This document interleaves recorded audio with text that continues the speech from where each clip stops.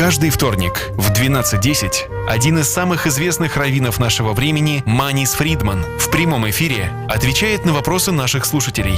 Вы услышите мнение самой мудрой книги человечества – Библии, о самых сложных проблемах, стоящих перед современным миром. Присылайте ваши вопросы заранее на наш email info@rusa.fm или во время передачи по СМС 347 460 08 77.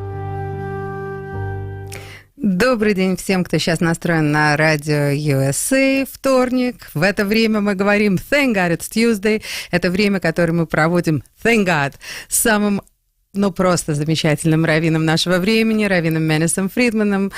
Кто он, что он, за эти годы вы уже знаете. И знаете, что это просто то время, которое абсолютно бесценно на нашем радио.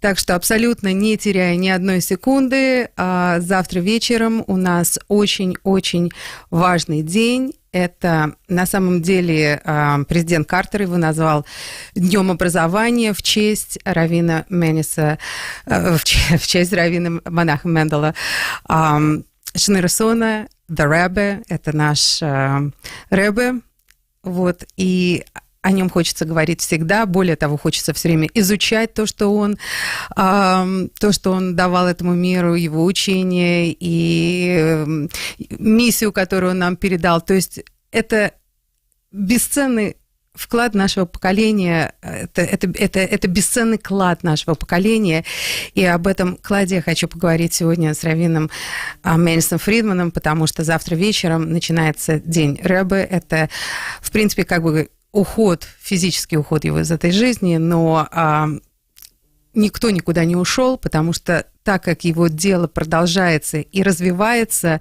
это просто на наших глазах это какое-то чудо. И почему это так? И его миссия, его вклад в нашу жизнь, об этом мы сегодня поговорим с раввином Манисом Фридманом. Rebbe Manis Friedman, thank God it's Tuesday, and what a Tuesday. Tomorrow night we're going to be commemorating Gimel Tammuz. It's the day of the Rebbe, the day of education.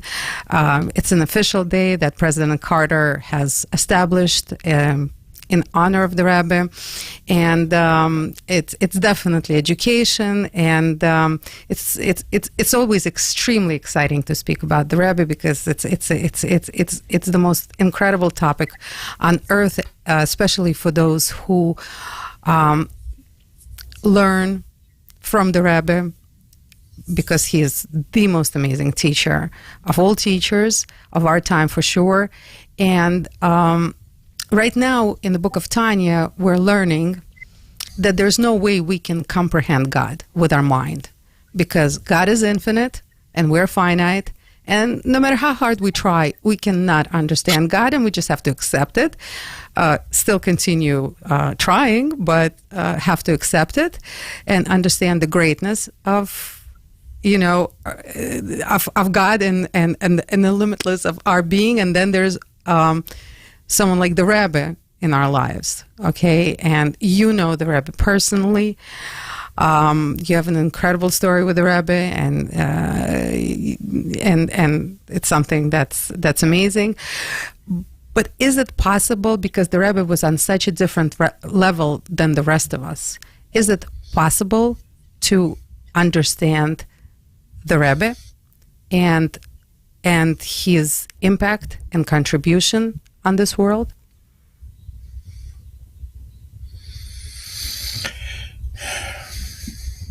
It's a good question.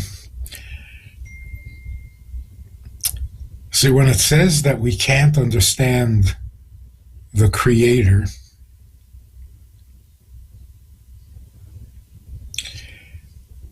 that's kind of like a fact, a reasonable fact. He's the creator, we are the creation. A creator understands his painting or his composition. Does the painting understand the painter? Of course not.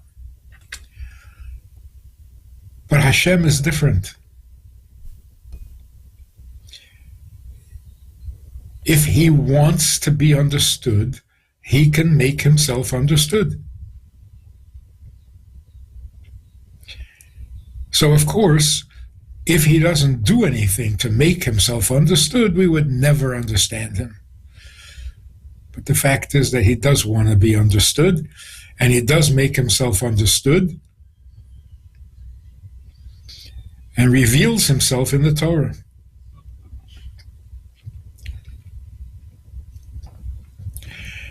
As a result, if you study Torah, you really get to know him. All of him? Eventually.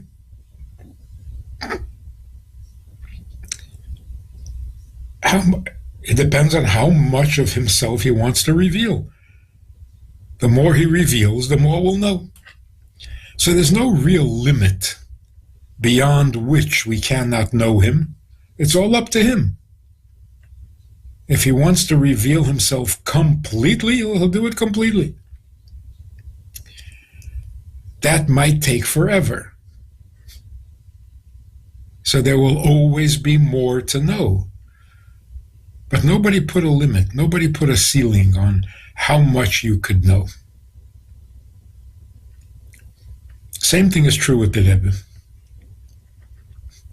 Those who were close to the Rebbe, who worked with him every day for 42 years, day in and day out, if you ask them, do they know the Rebbe? They don't know him. Because just when you think you have it figured out,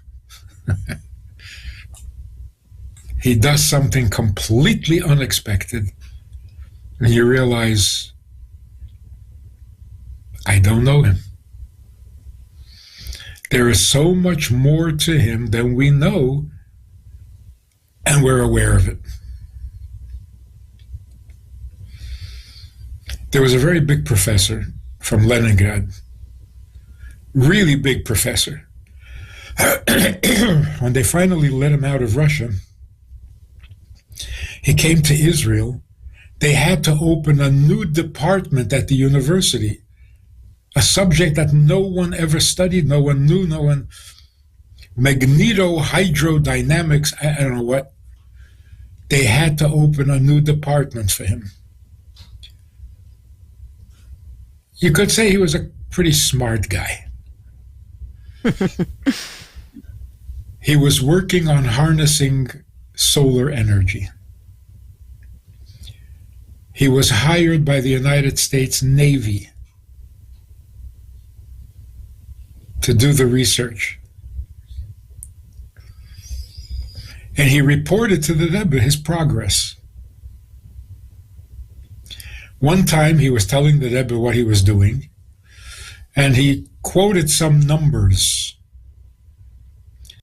And the Rebbe said, the numbers are off.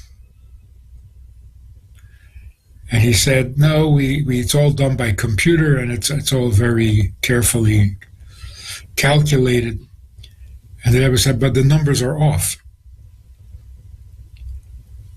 He said, we'll look into it, but they can't be off. They can't be off. 3 months later, one of his workers discovered that the numbers are off.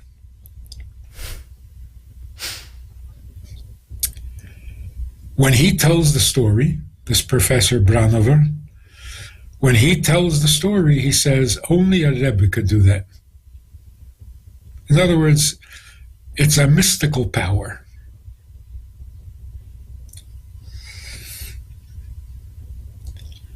I'm not so sure. Who can say for sure that it's not possible to be that smart? So he was saying, no one can be that smart. This is almost like prophecy. I don't know. How smart can a person be? They're talking about research, numbers. The Rebbe doesn't have it in front of him. It's just talk. And in the conversation, the Rebbe figured out that the numbers are off. Can anyone be that smart? No? I don't think so. So to very smart people, no, that's not possible. No one can be that much smarter than me. I mean, smarter, but not that much. That's already too much. I don't know. I don't know that there is a limit on intelligence.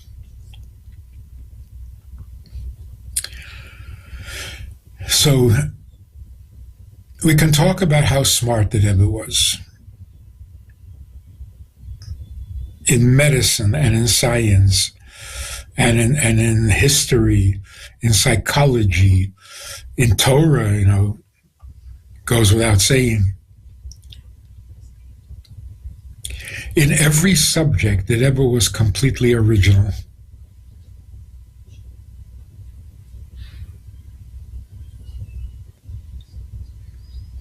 Completely original. How does one person, I don't know.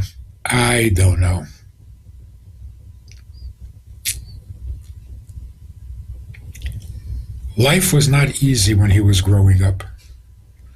When he was a teenager, the Bolsheviks were rioting in the streets of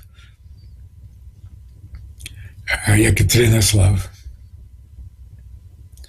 He joined the civil patrol to protect the Jewish community from the... When did he have time to learn all these subjects? All these languages? He spoke 8 languages, 9 languages, who knows? We're constantly surprised by, another language? You speak Latin? Who speaks Latin? Why would you even learn Latin? Yeah, who do you speak Latin with? Yeah, who want to talk to? So there was one professor in Canada who was a chassid, and for some reason he spoke Latin, and he was one of the only people. So when they got together, they spoke Latin. It's when.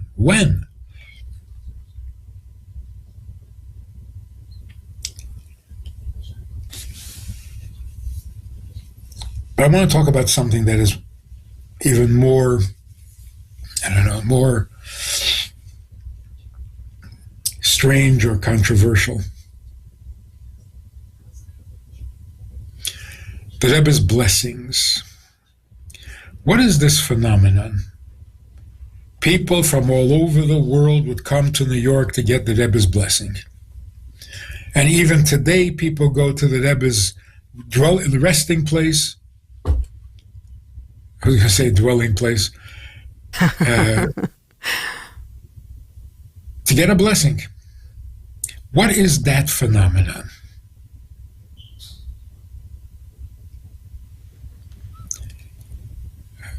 What does it mean to give a blessing? What is that? You should have a speedy recovery, and you recover.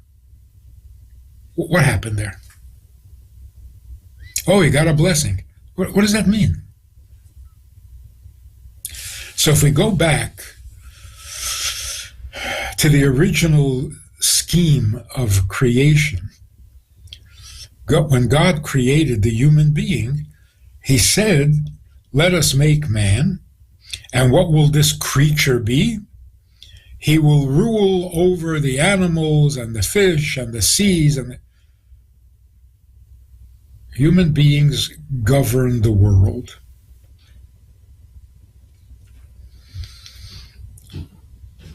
And it's not limited to animals. In many countries, even today, young children take care of the bulls and the cows and the camels and the animals obey them. We have a certain power over animals.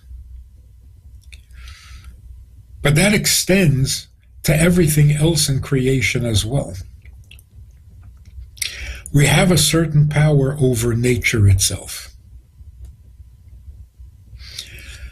presence of human beings in the universe changes the universe.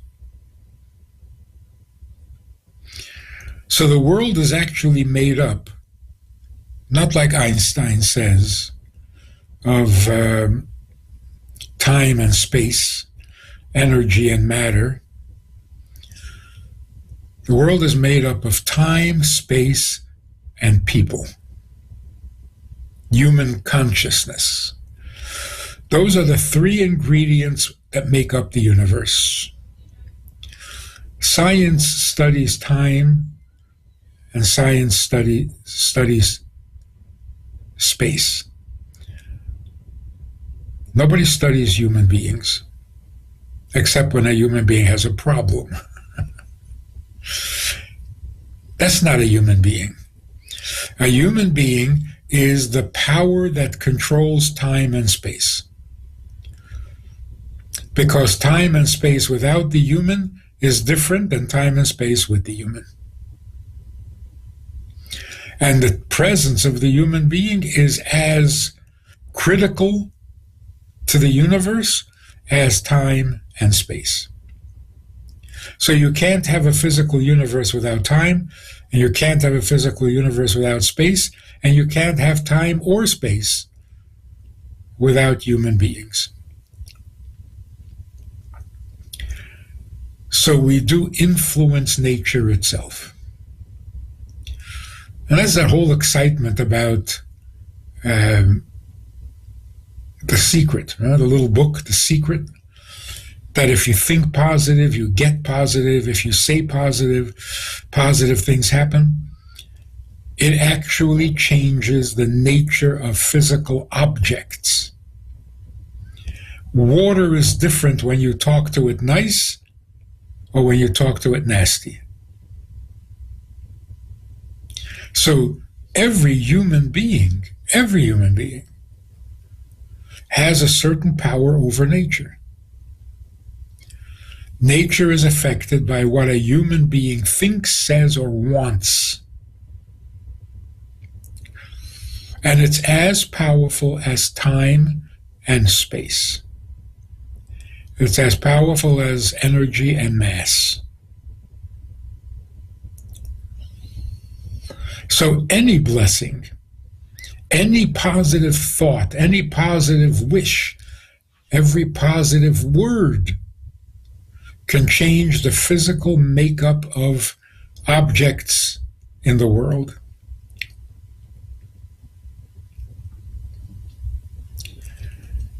The only problem is that there are times when human beings are intimidated by nature,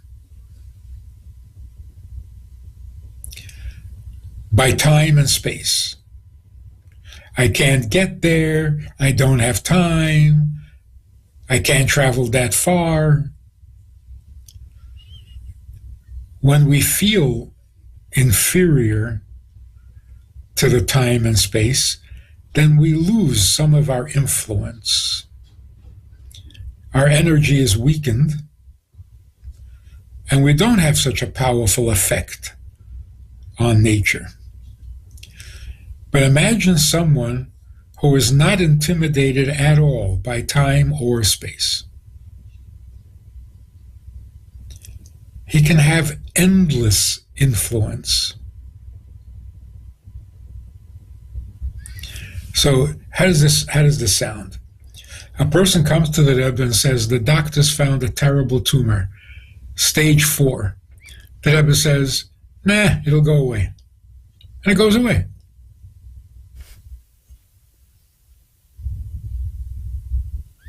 The Rebbe doesn't say it so cavalierly. They will say, give a little tzedakah, it'll go away. And it goes away. So you say to the Rebbe, wow, you made it go away. No, the tzedakah made it go away.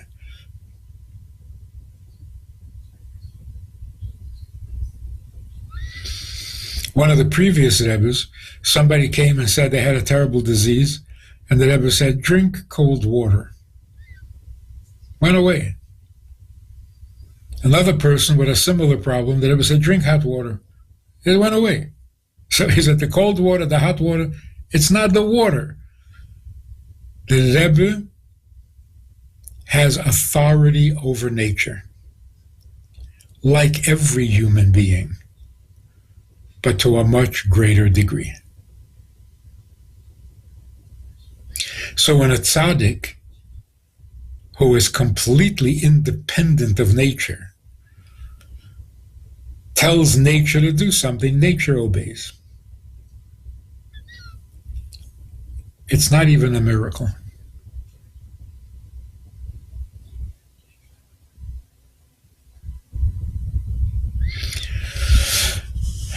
The Rebbe's miracles, the Rebbe's blessings, legendary. Endless, endless, endless. People who couldn't have children. Hundreds, thousands. People said, if you need a blessing for children and you get one from the Rebbe, you might as well put away the pregnancy test. You're pregnant.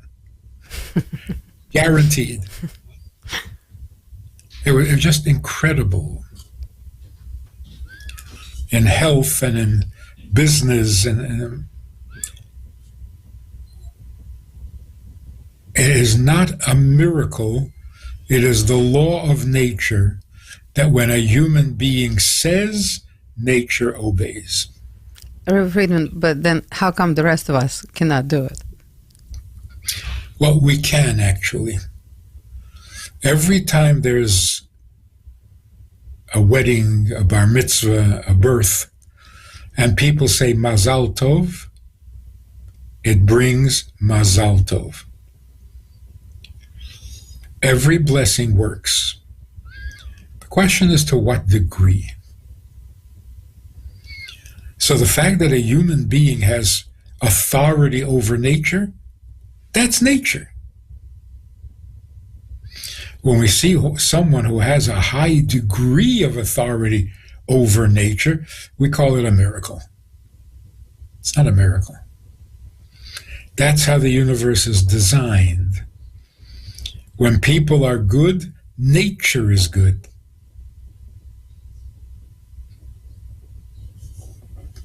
So, for example, what's going to happen when Mashiach comes?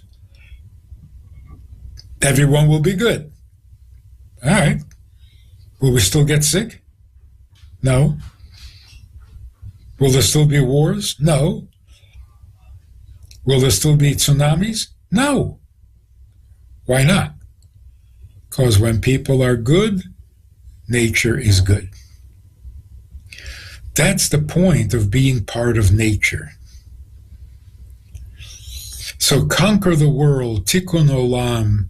Everybody talks about it. We don't realize how powerful that is. We can fix the world. Not by having better medicine. Getting rid of illness. No one in this world should ever get sick to begin with, if the world was healthy. So finding implants, people can't hear, you put a machine into their head and that makes them hear. Or a little machine that makes them see. That's not the way the world should be.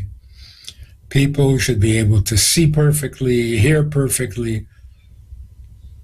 God didn't create a crippled world.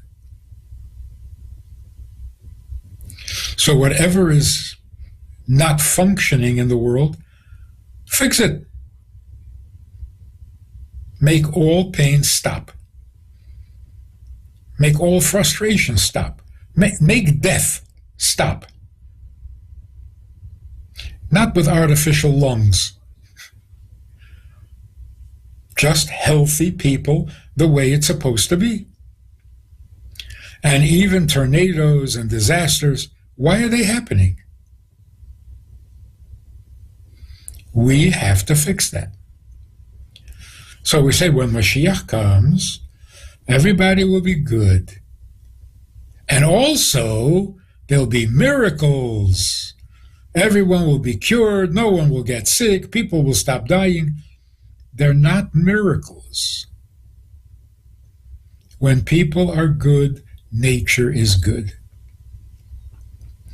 When all people are good, all of nature is good. And when nature is good, it stops killing people. So when we stop killing each other, nature will stop killing us. It's so simple. Wow. The laws of physics. When people are good, nature becomes good. A tzaddik who is already good doesn't need to perform miracles. The tzaddik tells nature what to do, and nature listens. Wow. Rebbe Fridman, what about the fact that people are going to get blessings from the Rebbe now, where he cannot actually say things like, for instance, a couple wants to get married. Before they get married, they go to Rebbe's resting place and to get a bracha, okay, to get a blessing for their union.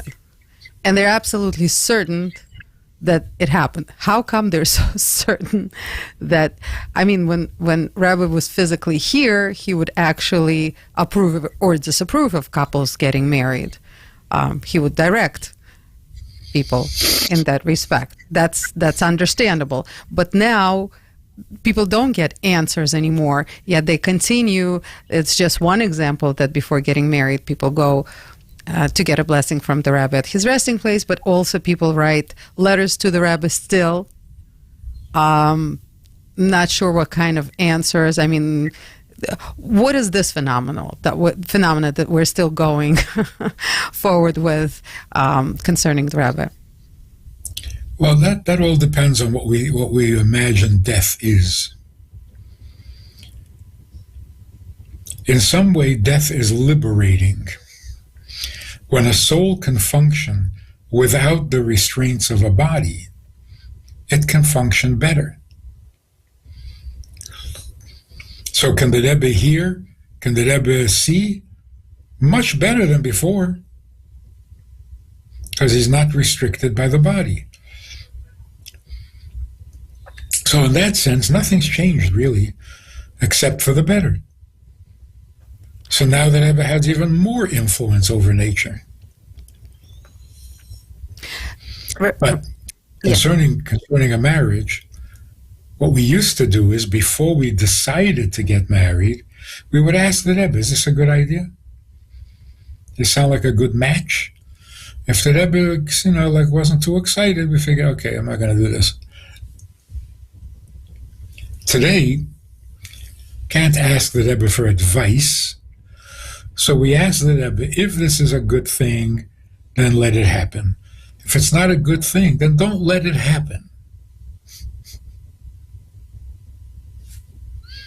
So you go and you say, I want to marry this person, and the Rebbe hears you, and everything is smooth and everything is good, you go ahead. But I think more than anything else, the young couple going to the Rebbe is not so much to get, it's more to give. We're going to be married. That's a huge decision in life, a huge step. And we want the Rebbe's blessing that we should live up to the responsibilities of marriage, to the potential blessings that marriage brings, that there should be children, healthy children, good children. So it's more like going to the Rebbe is like a commitment. We're getting married and we're going to behave in our marriage the way the Rebbe would want us to.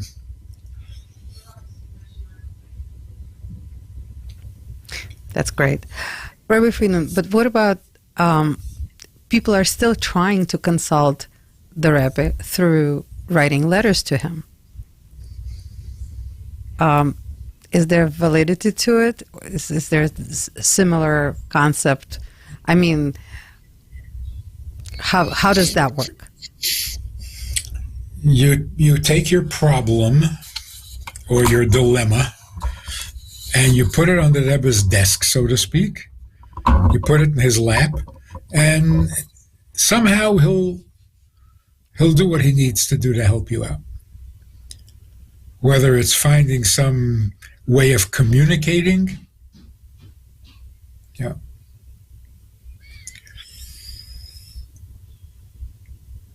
But this happens constantly at the Rebbe's Oyel.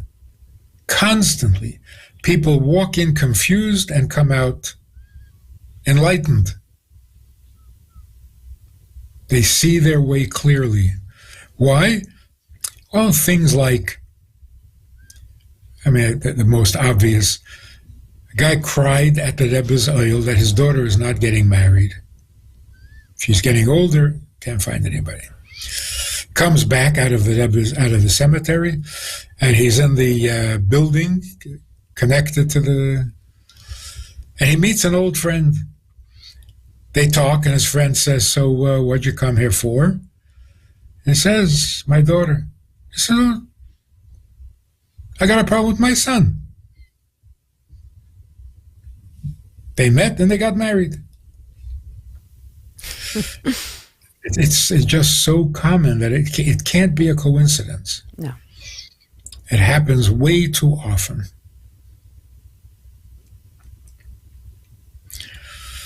There's one story where, I forget the details, but it's something like, he cried to the Rebbe about his health. The doctors that he went to didn't do much good. Comes out of the oil, and he wants to write down his feelings, his thoughts of what he experienced there. He doesn't have a pen. So he looks around and he asks people, "Anybody have a pen?" One guy says, "I have a pen." He says, "Can I borrow your pen?" He says, you already wrote your note to the Rebbe. Why do you need a pen?" He said, "I want to write down my feelings and my experience with it." About what? My health. The guy says, "What is with your health?" He says, "I have a rare condition." The guy says, "I'm a doctor and I specialize in that." These things happening too frequently to be coincidence. There's a video of the Rebbe speaking, constantly playing in the house. People walk out, stop for a minute to listen to the Rebbe speech, and so often is it directly on the subject that they asked about, and they hear a clear answer from the Rebbe. So somehow the Rebbe communicates. He finds a way if he must. Otherwise, he just takes care of the problem without a conversation. It is amazing. My last miracle at Oil was right before Rosh Hashanah. I took a friend who is not Jewish, who had a serious situation, health problem with a very young child, her very young child. And the child was supposed to undergo surgery for cancer in a couple of days. And this was realistically right before Jewish New Year. We came with her to Oil. She prayed to the Rebbe. In the morning, she asked her daughter, 4-year-old, what did she dream about? She said, an apple. Right before Rosh Hashanah, Oil is full of apples, and she took an apple for her daughter, but she only gave it to her in the morning. And they didn't have to operate. The tumor was gone. Obviously, the doctor said the radiation worked extremely well and the chemo worked extremely well, but no. It was a full-on miracle that happened just very recently this year that I was honored to witness. So the Rebbe never really wanted to be known for that. A miracle worker. He didn't want to be known for that. He was a teacher. He was an influencer. He was an inspiration. He was a scholar. He wanted to be known for his teachings. So somebody once asked the Rebbe very, very bluntly, why does the Rebbe engage in such? Because that's not really what a Rebbe should be. And the Rebbe said, what can I do? A person asks for help. Can I refuse? So really, they shouldn't ask me that. But when they're in pain, they can't help it. So I can't not help. So really, the question was a ridiculous question. Why do you help people when they need help? What kind of question is that? Not your job. I mean, not my job. It's not a job. But if somebody's in pain and is crying to you, what do you mean you're not going to help? And that's why it helps, because he's so sympathetic.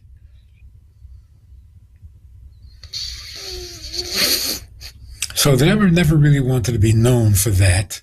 And all the books that are written about the Rebbe don't emphasize this at all. In fact, Joseph Telushkin, who wrote a great book on the Rebbe, very popular, not a word about spiritual abilities, about blessings, about miracles, not a word. And I asked him, how come you left out that whole dimension of what? He says, the Rebbe wouldn't want to be known for that. Yeah, you're right. But he's very known for that. Rebbe Fridman, we have a few minutes left, unfortunately, only, but I'd love for this to never stop. This conversation is just beyond amazing. But he did so many things. But if we were to choose one, just like one that stands out the most, what would you say his greatest contribution to the world is? Without a doubt, the greatest contribution is he told us where we're going and how to get there. Because we are so lost. We have lost our compass, we've lost our direction, we've lost our purpose in life. And he brought it all back. Something that had been missing for I don't know how long, thousands of years. When everybody thought the world is just getting worse and darker and more dishonest and more corrupt and more sickness and more diseases and more. Yeah, we cured many of the old diseases, but they were replaced by worse diseases. Autoimmune. We're killing ourselves. The whole thing is just chaos. And the Rebbe kept us with our eyes on the goal. We know what we're supposed to accomplish. We can tell whether we're accomplishing it or not.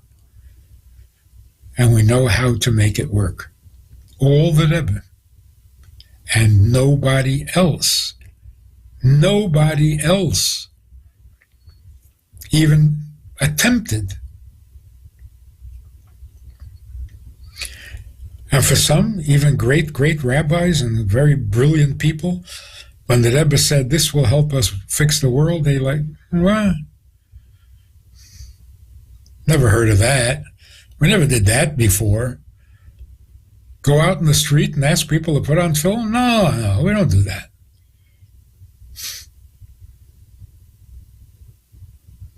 Change the world. So that is definitely the Rebbe's biggest contribution. He prepared us for Mashiach. Amazing. Rebbe Fridman, thank you so much. Thank you for bringing us closer to the Rebbe. Through you, we're definitely much closer. All your teachings, all your and the feeling. It's just that feeling you definitely give it off because you knew Rebbe personally, and it's felt. His teachings and who he is, we can definitely come a little bit closer to the Rebbe because of you, and it's just like everything else that you do. It's priceless. Thank you so much for that. So I guess we'll be standing in the long lines at the OL from Wednesday night to Thursday night, and happy to be there no matter what, with a tremendous amount of people from all over the world who are going to be going over there to... Why? Why is it so important to be there on that day?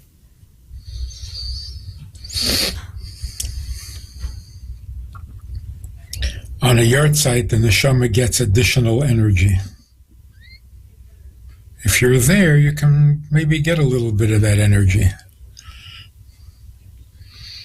So as the Rebbe grows stronger, you grow stronger with him.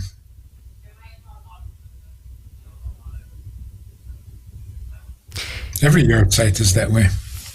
It's definitely an extremely amazing feeling to be there on any day and any time.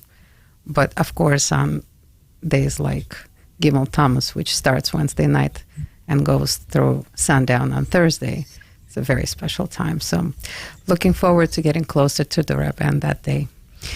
Rebbe Fridman, thank you so much. And thank you for your time, and thank you for everything that you do for all of us. And I speak on behalf of everybody who ever had the privilege to listen to you, even for a second. Thank you so much, and have an amazing, amazing day. Hopefully till next week. And you should have good news very soon. Amen. Thank you so much. Thank you.